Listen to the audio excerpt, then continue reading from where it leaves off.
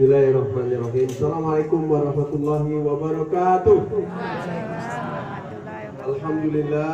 Alhamdulillahirabbil alamin. Assalatu wassalamu ala asrofil anbiya wal mursalin wa ala alihi wa sahbihi ajma'in. Rabbi shrah li sadri wa yassir li amri wahlul 'uqdatam min lisani yafqahu qawli. Shadaqallahu alazim. Yang kami hormati, yang kami banggakan dengan kata sambutannya jujur, apa adanya, luar biasa Bapak Musrodi Fikri SH. Ya, kita doakan, dia adalah salah satu dari 7 anggota Dewan Kabupaten Ogan Ilir yang terpilih 2024 nanti. Siapa lagi yang nak kita dukung kalau tidak orang kita? Nah, orang apa? Orang kita, Pak. Orang kita. Orang diri ya, orang diri. Yang kami hormati Bapak Ibu, tokoh masyarakat, alim ulama, tokoh wanita, tokoh pemuda, pemudi yang tidak bisa kami sebutkan satu persatu. Terus terang kami hadir di sini melalui Pak Fikri, melalui lagi Dinda Ahmad Rosadi, LC. Kami berdatang nih cuma berdua dari Palembang. Ini nah, dengan rekan saya Syaifur Rahman, MPDI. Nah, kalau lagu MPDI itu Master Pendidikan Islam. Nah, bertanya dengan dia lengkap ilmunya. Kalau aku agak dikit-dikit. Kemudian di sini ada rekan kami juga, Pak LC ini, Topan, ini hebat namanya Pak. Pak Topan dan Samudra pula. Topan Samudra dari desa Tambang Rambang, Rambang Kuang. Jadi saya sudah juga ke desa beliau. Desa orang kaya lama di Sumsel ini. Ida Bayumi CS itu keturunannya dari sana. Ini orang muka-muka kayu juga ke depan. Bapak Ibu sekalian, saya terus terang sangat bergembira bisa bertemu, bersilaturahim, bertatap muka langsung dengan masyarakat di desa Payoraman Barat ini. Luar biasa Pak, terus terang saja, kalau Payoramannya lah berapa kali aku lewat, tapi kalau ke desa ini sekali inilah baru, alhamdulillah. Ya, ay Bapak itu mentang lah dicalonkan ke DPR RI, datang ke sini lama mana kalau kami tidak datang tak masalah kan? Iya kan? Itu adalah sesuatu yang natural, sesuatu yang alami yang harus kita lakukan. Mana orang nak milih, mana orang nak tahu kalau tidak datang kan? Ya, nak mana orang nak tahu kalau kita tidak bersosialisasi. Bapak sekalian, alhamdulillah ini sekedar informasi saja. Ketua kami ini ganteng nggak kira-kira? Ketua umumnya. Nah itu nah, Anies Mata. Anies Mata ini Pak, Bu, pernah jadi wakil ketua DPR RI di Jakarta itu. Bidangnya tentang ekonomi, keuangan, dan industri. Nah, berarti Bapak itu. Sebelah kanannya itu Fahri Hamzah. Kurasa banyak fansnya yang senang dengan Fahri Hamzah ini. Kalau di ELC itu katanya tak kate orang takutnya ini. Siapa baik di babasnya kalau dia punya data yang lengkap. Nah inilah orangnya, wakil ketua umum kami. Akhirnya nanya Bapak Ibu ini kan, siapa capres Gelora ini? Nah, capres kami itu Anies Mata. Jadi kami yakin Pak, Partai Gelora meyakini bahwa setiap partai politik itu harus berani menjadikan pimpinannya itu sebagai calon presiden. Kalau memang nanti diterima oleh KPU ketika kita mendaftar. Kan pendaftaran capres itu kaget bulan September ini, Pak, September 2023. Nah beliau, Masya Allah, Fahri Hamzah itu dulu bidangnya wakil ketua DPR RI, bidang kesejahteraan rakyat. Kurasa ekonomi, keuangan ada di Anies Mata, sedangkan kesejahteraan rakyat ada di Fahri Hamzah. Cocok itu untuk menolak itu. Tadi kan keluhan Musrodi Fikri ini kan mantang tula kan. Kalau kami mantang bahasa itu kan, nah, mantang pula. Nah ini kan harus diperbaiki. Nah terus terang kami datang ke sini tadi pertama sudah kita ungkapkan pengen silaturahim dan lain sebagainya, tapi ujungnya tahulah kamu nak diomongi apa tidak diomongi ya. Jadi kami datang ke sini intinya meminta tolong kepada masyarakat Payoraman Barat. Tidak lain dan tidak bukan, yaitu tadi menjadikan kami duduk di DPR. Alah besar-besaran Bapak itu, berapa suara untuk DPR RI? 200.000 minimal. Tak cukup di Payoraman ini. Kalau Payoraman tak cukup. Jadi mohon maaf kalau sekali atau maksimal 2 kali aku ke daerah ini, kalau aku nak ke daerah lain Pak. Dapil aku ini Sumsel 2 ini 11 kabupaten. Tidak hanya Okan Ilir. Okan Ilir itu suara nak berbagi dengan yang lain juga kan. Maka kalau mau cukup ya saya mesti ke Oku Timur, Oku Selatan, Oku Indo, Oki, Muara Enim, Prabu Mule, mana lagi Pali, Lahat, Pagar Alam dan Paklawang, 11 kabupaten. Mata pilihnya banyak, 3,1 juta. Nah, kalau dapat 10% ditolong oleh doa Bapak Ibu sekalian, aku 300.000 itu. Nah, jadi itu duduk di DPR itu. Tapi dari itu semua sekali lagi, kami ingin menangkap, ini saya sekedar menangkap saja. Kira-kira apa yang dibutuhkan oleh masyarakat Payoraman Barat ini sebenarnya meningkatkan penghasilan dari sebagian besar penghasilan rakyat ini, yaitu dari karet. Bagi kami sederhana sebenarnya Bu. Ini beliau ini pernah di Komisi Pertanian, Pertanian Perkebunan dulu, DPR Provinsi. Kalau saya dulu pernah di Komisi 1, Pemerintahan dan Komisi Pembangunan, Komisi 4. Sedikit-sedikit tahulah. Tapi beliau dominan di Komisi Perkebunan Pertanian itu.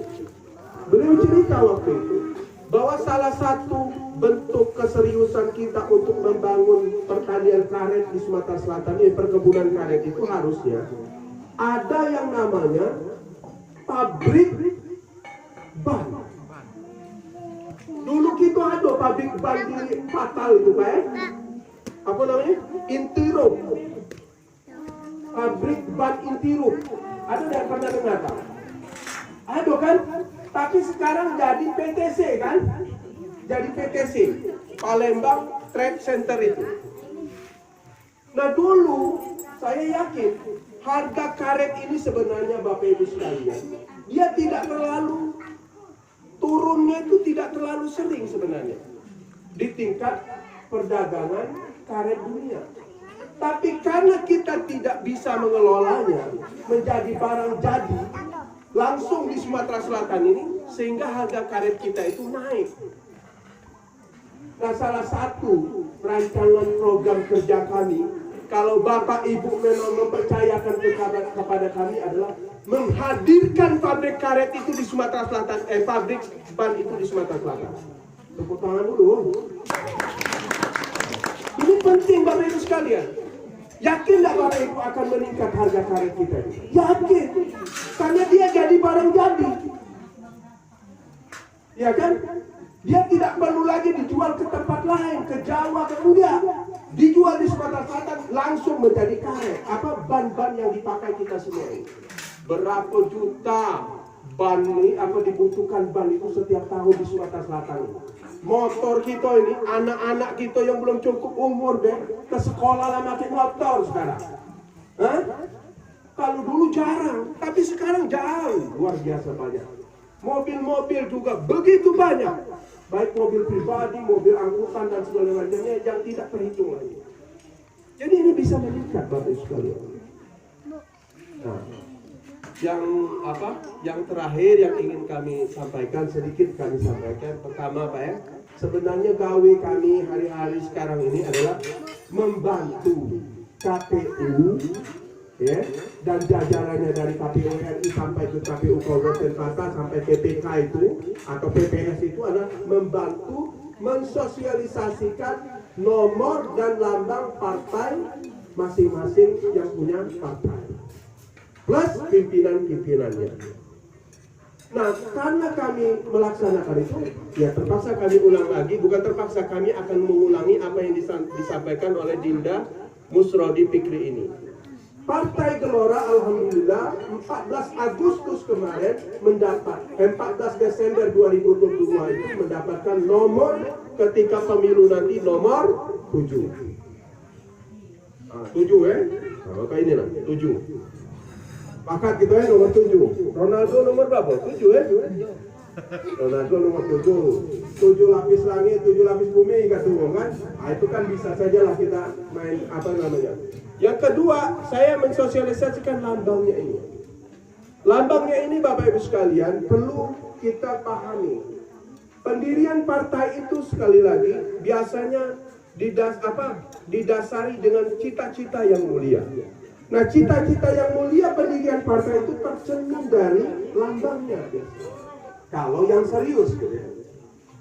Pertama Bapak Ibu sekalian, ini warna biru tua ini kan gue?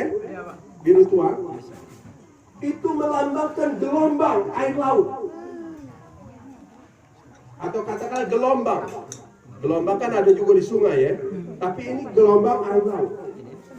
Gelombang itu Bapak Ibu sekalian, pernah nggak Ibu Bapak sekalian kalau di pinggir sungai atau pernah ke pantai segala macam, ke laut segala macam, dia berhenti?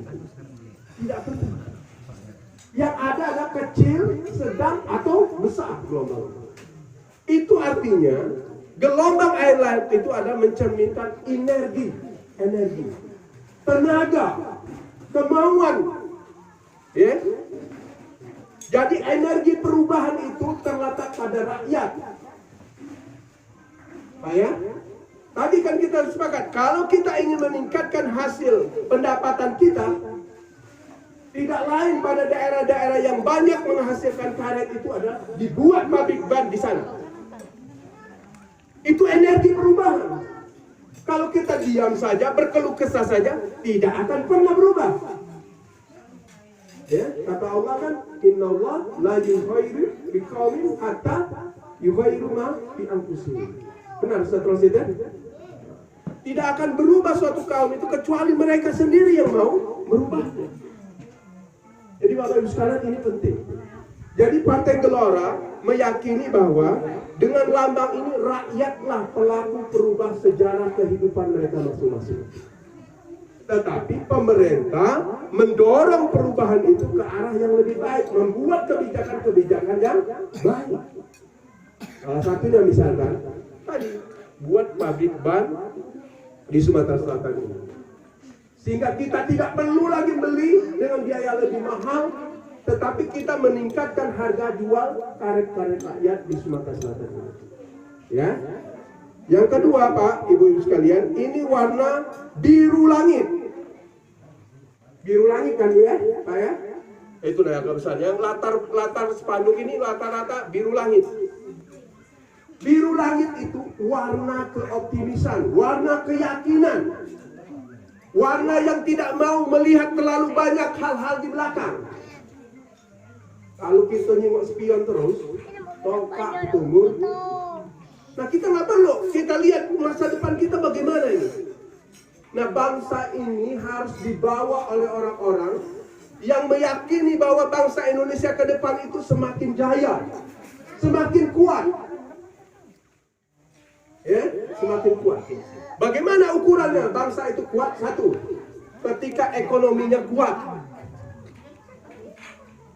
Bapak Ibu tahu berapa APBD Kabupaten Ogan Ilir? Rasanya tak sampai 2 triliun. Benar nggak? Kira-kira yang ada di sini aparat pemerintahan desa? Kira-kira tak sampai. Tak sampai 2 triliun. APBD provinsi itu tidak sampai 10-an ya paling maksimal ya, 10 triliunan.